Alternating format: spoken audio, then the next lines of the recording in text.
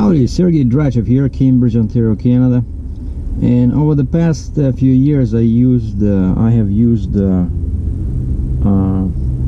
lot of Nikon cameras, you know, both low end and high end, and crop sensor and full frame. So I had experience with the Nikon D500, 5300, 5500, 7200, 750, 810, you name it.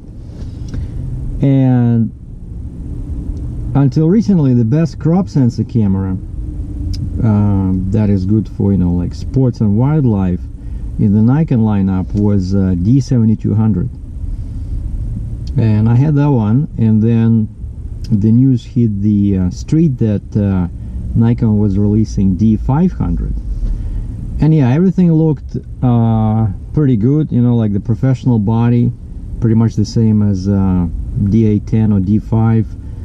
Focusing system, you know, 10 frames a second, you know, so great for spot shooting, you know, and shooting wildlife. But one thing, like, I did not like, I held it in my hands. I was at a show, and yeah, it's a big camera, but one thing I could never understand was why it had such a low resolution, you know. And people were lining up on the streets, basically, like the propaganda was, and you know, the media frenzy was unbelievable. Like, oh, I should get this camera, yeah, it shoots 4K, unless you look at the fine print where it says that there's an additional 1.3 crop factor. So basically, if you get like a 20mm lens, 35mm equivalent, then you have to multiply by 1.5, so now it's 30mm lens. And then if you want to shoot 4K, you have to multiply 30 by 1.3. like it's not possible for that camera to use the entire sensor, right? But anyways, so there was like a couple of things that I really, you know, did not trust. I did not believe that this was like the best crop sensor camera on the market. And about a year ago, I discovered the DxOMark, which again, some people say it's BS and they don't believe in the testing. But I noticed a big improvement in my image quality after I started using the top lenses that they recommended for the particular camera, because as it turns out, the same lens will produce different perceived sharpness and megapixels on a different camera. So normally, the bigger the sensor, the higher is the perceived sharpness of the image. And to me, that's pretty important. Basically, sharpness, you know, that's your detail, that's the richness of the image, right? But there was nothing to look at here regarding the D500, because normally DxOMark is extremely slow publishing new tests, but they always try to do you know, big expensive cameras first. And so, for example, now the last camera they did in the crop sensor family is like until recently it's 5300. They don't have 5500 Nikon, and they only show D7100. And actually, I emailed them about this, saying like, can we expect results for D7200 or D5500 anytime soon? And they said, well, we don't expect any difference, and that's why we don't publish, we don't spend time on testing lenses with this. But then today I was searching on their website. All of a sudden I see an article says best lenses for Nikon D500. What? And I look at the table, and finally D500 was hard to find because it was right after D5. And now it shows up on their website. Like if you go here, this is Nikon, and then 53 and 500 is right here, between D5 and D5000. They still have 5000. And so I was laughing my head off when I looked at the results here. And let me show you what I mean. Like, let's look at Sigma. So we want to see results with Sigma zoom lenses on Nikon D5300. And I'm going to click on sharpness. So I want to see the best lenses in terms of sharpness on the top, just to see this is the megapixels, perceived sharpness in megapixels. So the top one is Sigma 50-150, a lens, I don't know, that's what DxOMark does. This lens is no longer produced, you can only find it somewhere like used, but this was the best lens. And of course the question is, why the heck did they cancel it?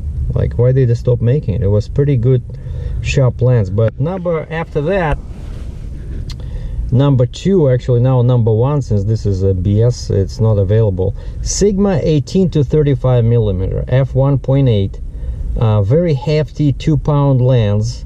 I had it and I got rid of it. It was too heavy, but this is the best you can get in terms of sharpness with this lens. 18 megapixels, right? Aberration is good, you know, distortion is not too bad. So, and then I just want to show you this lens, 18-35, a relatively new lens, and people use it on all kinds of equipment. I saw a guy recently use it on Panasonic GH4 for videos, like with a little adapter. It's like a very good lens, because, you know, that's why it says 18 megapixels. That's like the top number you can get with a 24 megapixel camera. And let's just look at the other lens. So this, we'll look at this as a control lens, and then look at this one, Sigma 17-50 f2.8 DC, meaning it's a crop sensor camera, but it has OS, so that's vibration reduction for Nikon, and that one is 15 megapixels. Okay, now even 4K, it's only 8 megapixels, right? So look, a 1080 video is just, you know, 2-3 megapixels is okay. So this lens, I was thinking, like, if I were to use a crop sensor camera, I would look for the 1750 because it has vibration reduction. I thought it would be perfect for a video, you know. And this lens now costs about, over here in Canada, pretty much the same in Canadian dollars as it was in 2010, and it's still being produced. So again, 15 megapixels for this and 18 for this, right? So now let's see what happens when we switch to the famous Nikon D500. So 18 and 15 we had, right? Now we click on sharpness, and Sigma 18-35 now is 16 megapixels versus 18 on a much cheaper D5300, right? And the Sigma 17-50 is now 13 megapixels, right? Well, which is still okay for video, right? But this camera is almost 4 times more expensive than Nikon D5300, and so that's what you get when you reduce the sharpness, right? Because even 2300 Nikon has 24 megapixels, just over 24. This one has 20, right? And also, let's see, okay, Sigma, right? Like some people say, oh, that's a, you know, third-party lens. So let's switch to Nikon, and let's just look at the best. And usually that's prime lenses, right? So let's look again at we'll switch here D5300. So we're looking at prime lenses from Nikon, and again we click here on sharpness, or actually let's click here on the price. So we're gonna look at the most expensive 3 lenses here. 400mm f2.8 that cost $12,000 in 2014, and then 600mm f4, $10,000. That's the original price, and 400mm f2.8, $9,000 in 2007. So the results are, with the 5300, this one 400mm was 18 megapixels, pretty good for, you know, $9,000 lens. The $12,000 lens was 17, and then 600mm was 10 megapixels, right? So 18, 17, 10. So my money would be on this one, 400mm f2.8, 18 megapixels. Again, we're looking at the most expensive lenses. So, and let's change here to D500. Where is it? Over here.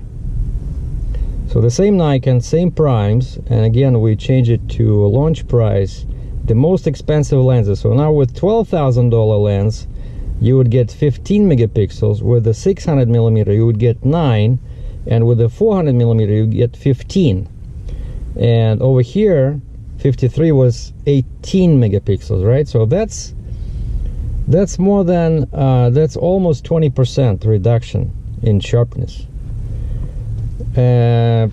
And some people were actually saying that, yeah, they see, you know, now I think people are starting to realize that with this camera, it's not the best camera, because there was a bunch of stories where, you know, some frenzy again, where people were saying, well, this is like the best camera, period. It can beat, you know, full frame cameras. And again, to me, two things did not make sense. The price is, you know, just too high for a crop sensor camera, like, and the megapixels. And then finally, now I think people are coming to their senses, and they see that there's noise at low light. It's not the best camera. So it's a camera with very special intent for people that really need that 10 frames a second, you know, when shooting, you know, sports or wildlife. But again, if you're shooting sports, what kind of sports are you going to be shooting? So you need lots of light, because it's a very bad sensor. It's a small sensor. You know, if you're trying to shoot like a, you know, baseball game at night or a hockey game, this is not the camera. And by the way, there's another cool feature here. If you click on cameras, and we're still on DxOMark. If you click on cameras, I don't know if they'll show it now, but let's say Nikon. Over here they list all cameras by overall score, and then they evaluate them based on portrait, landscape, and sports metric. Right now, sports is ISO. Sports means what's the maximum ISO, as some people say, or ISO. What's the maximum ISO setting where the picture will still be great, you know? And of course, number one, but we're only looking at Nikon, only Nikon cameras. So number one is Nikon D810, a pretty expensive camera, but I had this one. Unfortunately, I had to sell it. I needed the money, but this was the best camera, and it has an overall score 97, and maximum ISO, the most important out of these, is 2853. So you can increase your ISO to 2853 and the picture will still be good. But that's not the best number, because there's other cameras which actually can go higher. So D810 is not the best one for low light because it has so many megapixels. But let's see if they added the 500 in here. No, 7200 is 87 overall score, and only 1333 you can go to ISO 1333 to keep the same quality. You see, over here it's 2853, and that's the problem with crop sensor cameras. Now let's see, where's the D500? Oh, over here. So D500 is in the bottom with the overall score of 84, and the ISO or sports metric is 1324. Now if we click on sports, just to sort them, you know, from highest to lowest, look how many cameras are higher than D500. D750, the ISO is 2956 for best picture. 610 is 2925, because those are all full frame cameras. Then you have 810, so you see 750 beats 810 in ISO, and I knew this. D5 2434, 700, the old camera discontinued, 2303, and then the first crop sensor Nikon, the top is 5500. So you can go to 1438 ISO while still getting a good image. And I can attest, because I had this camera and I used it in Niagara Falls with a nice prime lens. I had 20mm Nikon f1.8. Beautiful, you know, beautiful images at night. I did the you know, those go around, like all those attractions over there. It was beautiful. And then I realized that, yeah, 5500 has a better ISO capability than, you see, 5300 is lower, 7200 is lower. So 7200 is about 100 points, 100 ISO less or worse than 5500. and just below D7200 we see D500. So ISO is just like what, 10 points, 9 points worse on D500 than Nikon D7200, you know.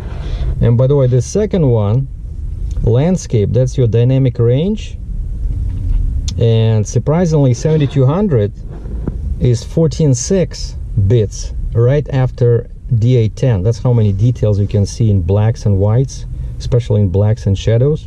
And then we have D750. So where's our 5200? Where's our 500? See how far I have to go?